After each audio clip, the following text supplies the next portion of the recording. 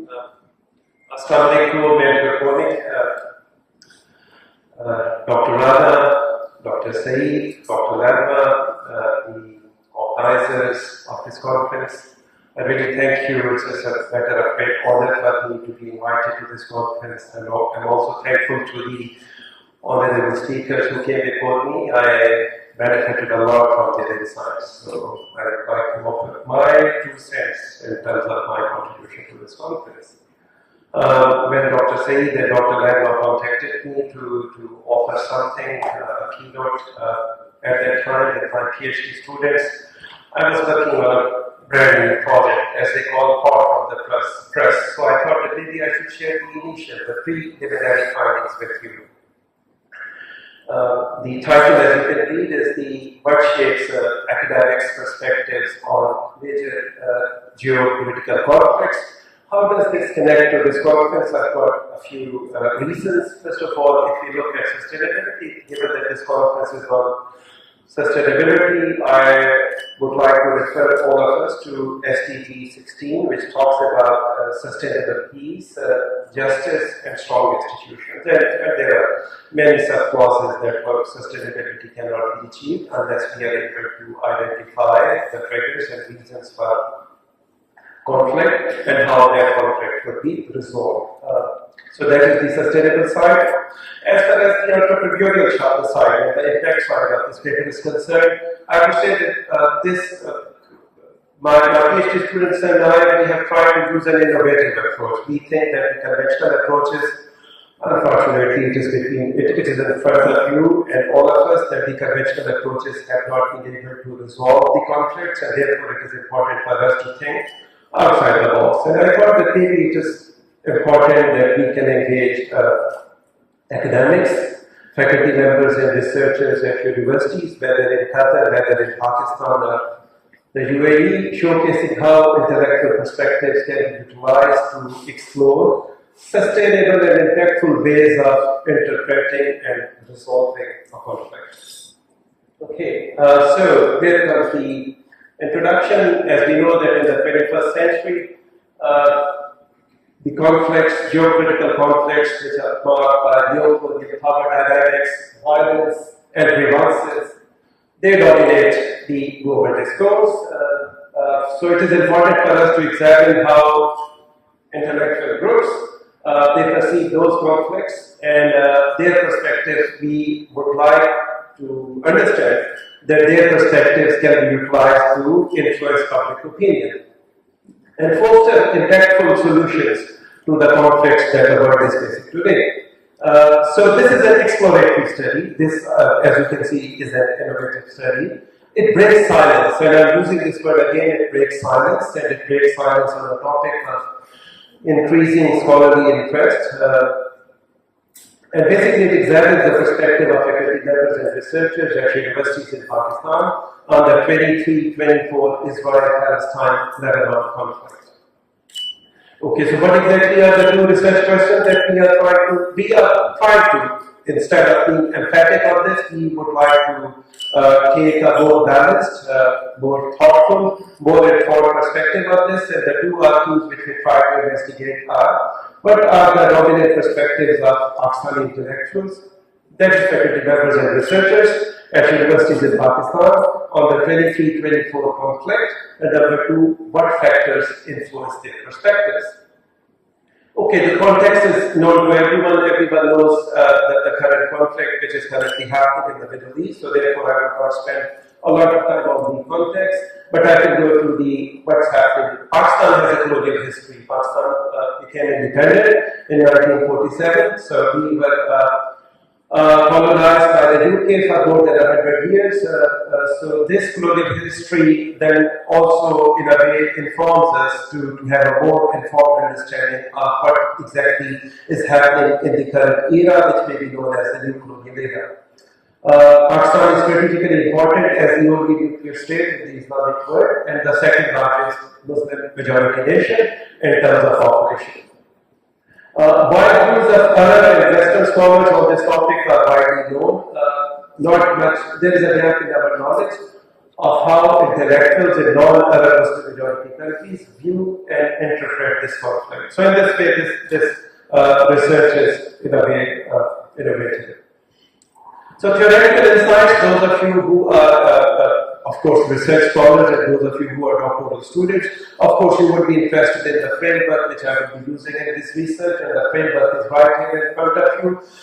First is the post-colonial insights, the post-colonial theory, and the second one is the critical international relations theory, critical IR and the post-colonial insights. In the post-colonial insights, I'm sure that those of you who have worked in this area, it focuses on colonial legacies and power dynamics. Edward Syed has made major contribution in this field. It highlights the asymmetry between the colonizers' policies and the colonized people's resistance. Critical international relations theory, or IR theory, it criticizes global governance and hegemony. Okay, so if we look at the conceptual framework, this is the conceptual framework which I have used in this specific paper. You can see that I'm using two theoretical lenses, and those lenses I'm using to investigate a regional or a global conflict. Okay, so this was the methodology. Of course, the data was collected from professional and personal networks of myself and my own colleagues and PhD students. Here is an example of my post on LinkedIn, where I invited colleagues, faculty members, professors, deans at universities in Pakistan to participate in this research. Both quantitative and qualitative questions were asked in this survey. It was an all-white survey. Okay, demographics in terms of those people who responded, it's an ongoing research, but 72 responses have been received at least until 3 days ago. I can share with you that majority of them, of course, they had a PhD or a master's. Women were represented to the tune of 45% and 55% were men. The participants were largely middle-aged professionals, 25 to 44 years. There was a nice mix of Islamic diversity. We had Sunni Muslims, 72%, Shia Muslims, 18%, and those who ascribe to other denominations were 10%. Ethnicity in terms of Pakistan is a huge country. As I said, it's the 5th largest country, so we have ethnic diversity. Punjabis were 57%, followed by other ethnicities. In terms of awareness, 60% of the participants followed international news via mainstream or social media on a daily basis and 15% on a weekly basis. So what exactly are the findings? So this is where the crux of the research, the preliminary findings tell us in terms of our pursuit to sustainability.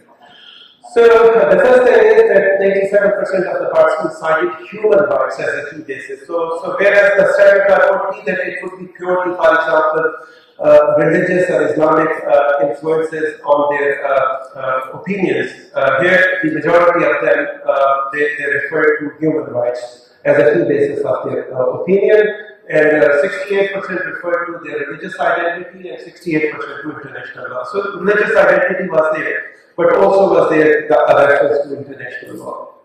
So let's take a look at this figure 1. We can see that human rights as a basis of opposition or a basis of their views is the most dominant factor in terms of the perspectives of academics towards understanding, towards interpreting and resolving a conflict, followed by international law, followed by religious identity. Okay, key drivers of conflict, 81% of them, they identified Israeli occupation and blockade as a key driver of the current wave of conflict. 94% they were disturbed by what's happening with the Palestinian people and their infrastructure. And 88% of the participants, they indicated similar disturbance by Israel's attacks on the Lebanese population and the infrastructure. Okay, there was also an element of disconnect with Muslim majority countries, so this is also something which was highlighted in the perspective. So 67% of the participants, they criticized the lack of effective response by significant Muslim majority countries and the opposition of the Islamic conference. It's not cooperation, it's not a conference. 70% were discontent with the diplomatic relations of notable LMCs with Israel, and 72% of them disagreed with trade by some MMCs with Israel. Okay, so this is once again the same thing is highlighted as a bar chart. Let's go to now to the more quantitative, the ANOVA application treatment of the research. If we look at the gender-based perspectives, I can share with you that ANOVA tests, they reveal that amongst all the listed factors, only Hamas's attack on 7th of October had a somewhat significant difference between male and female perceptions. Male were of the view that this specific attack had a major contribution to the conflict, whereas according to females, there was a threat on the lesser side. That was the only notable difference in terms of men's and women's perspectives on this conflict. Ethnicity-based perceptions, there was not major difference noted to our ANOVA research. They did not reveal any major or significant differences across ethnicities in Pakistan. In terms of intra-Islamic diversity or intra-Islamic sex, something very intra-Islamic sex, something very interesting was revealed that there was broadly intersect agreement and solidarity. So there were no major fissures, for example, across the denomination of sex within Islam. Across all sects, the continued occupation and blockade of Palestinian territories was widely viewed as a significant contributor to the conflict. Similarly, the provision of arms and diplomatic support to Israel by the US and other Western powers was broadly seen as a major factor which was contributing to the conflict. Okay, now I will very, very quickly take you to the qualitative side of the findings. That what exactly were the qualitative insights offered by the participants? They highlighted, their perspectives highlighted systematic injustice and global complexity. I'm using this word complexity because whenever they are using this word lack of action, they refer to complexity. They criticize Western media bias and Israeli narrative dominance. They praise social media's role in amplifying the voices of the marginalized populations, and they call for accountability and collective global action to enforce a ceasefire. So, for example, here is one perspective. You can just to share with you one extract as an example. Clear violations of human rights and genocide against the Palestinian people for several years. United Nations is aware of all the horrible things that Israel has been doing, and the US is supporting them despite the disagreements of several countries of the world. But of course, they are referring to the dominant majority of countries in the United Nations General Assembly, which have been raising their voice, but their voice has been ignored through veto and other means. Similarly, they are criticizing the international organizations and they are criticizing significant Muslim majority countries for their inaction, which they think is akin to complicity. Okay, another one is that, well, now this is something very interesting because stereotype, the Western stereotype is this that people are divided on the basis of sectarian fissures, but here it says that, look, I don't want to consider sectarian divide when it comes to, for example, this issue. So there was an intersex solidarity. Okay, coming to the last 2 or 3 slides. In terms of discussion, the participants' emphasis on human rights and legal justice reflects their commitment to universal values. So they are not predominantly referring to religious extremism, they are not resorting to anti-Semitism, they are not resorting to, for example, blanket rejection of Jews, but they are criticizing Israel on the basis of issues of human rights and law. Their perspectives reflect a broader critique of the failure of international institutions and the research points towards sustainable and impactful pathways to address the geopolitical conflicts as a counterweight to divisive and exploitative discourses. So what exactly are the implications for theory? So first of all, this research, which is still ongoing, it is breaking silence. It is, as we know, that there is an element of political correctness. As we know, that there is an element of self-censorship. There is an element of institutional censorship, and we are basically breaking that barrier. We are trying to break that silence. So by breaking the culture of silence, we are hoping to contribute to post-colonial and critical IR refugees, number one. And number 2, this paper, it bridges the universalist principles and the global south. All of us, including Qatar and Pakistan, we belong to the global south, and this is basically our voice on this issue.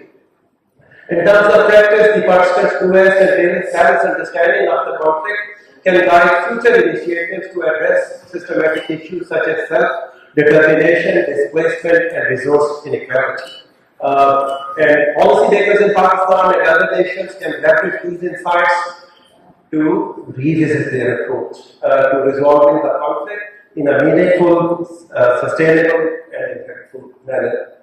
And final slide is a hope, is a prayer, is a wish that all of us, including you and I, in Qatar, in Pakistan, wherever we are in Europe, we are in pursuit of a sustainable and impactful peace initiative. And in the words of Jawad, imagine all the people living in peace. Thank you very much.